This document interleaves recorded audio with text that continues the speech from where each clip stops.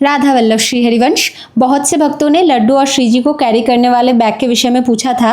तो जिस बैग में वो घर से निकले थे वो वाला बैग तो मैंने ऑनलाइन मंगवाया था, जो आपको इस वीडियो के टैग प्रोडक्ट्स में मिल जाएगा।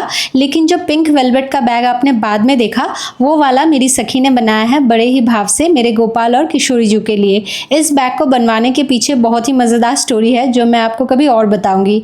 और यही वो विशेष कारण था जिस वजह से मैं सखी से मिलने गई थी पौंचमी के दिन। लेकिन सखी सिर्फ बैग नहीं, बैग के अंदर और बहुत सारे सरप्राइजेस भर के लाई थी। तो कीर्तन के बाद मैं इस्कॉन के गिफ्ट शॉप में गई थी, जहां मुझे नरसिम्हा भगवान के बड़े ही क्यूट सॉफ्ट टॉय दिखे। एक्चुअली मुझे नो ऑनियन गार्लिक केचप चाहिए था, लेकिन वो तभी स्टॉक में नहीं था। इसके बाद सखी और मैं गए गोविंदास में, क्योंकि हम दोनों को थोड़ी बहुत भूख लग गई थी। मेरे दिमाग में था कि संध्या के समय तो कोलकाता के इस्कॉन में बाहर खिचड़ी प्रसाद मिलता है, लेकिन ठीक उसी समय मैं भूल गई थी, क्योंकि मैं एक के बाद एक तुरंत चीज़ें नहीं खा सकती। इससे कभी कभी IBS ट्रिगर हो जाने का डर होता है। तो बहुत सोच विचार के बाद हमने एक ही प्लेट चाउमीन मंगवाया था, जिसको हम दोनों ने शेयर करके खाया, और उसी से हम दोनों का पेट बहुत ज़्यादा भर गया था।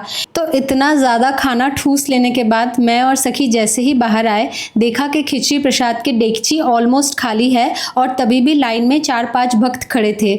मुझे लगा मुझे प्रसाद नहीं मिलेगा, इसीलिए मैं प्रभु जी से रिक्वेस्ट करने ही जा रही थी कि एक चम्मच भी ना सही, मुझे बस 1 या 2 चावल के दाने दे दो प्रसाद का। पर उसी समय एक दूसरे प्रभु जी छोटी सी बाल्टी में और खिचड़ी प्रसाद लेके आ गए, क्योंकि भले ही मेरा IBS ट्रिगर हो जाए, कुछ भी हो, लेकिन प्रसाद तो मुझे पाना ही था।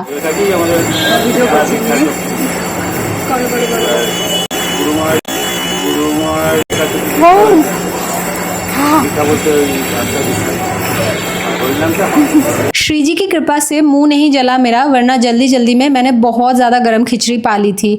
और अब ओवर ईटिंग हो गई है, इसीलिए बहुत ज़्यादा थकावट भी हो रही है। अब बस श्री जी के मंदिर से श्री जी के घर वापस जाना है।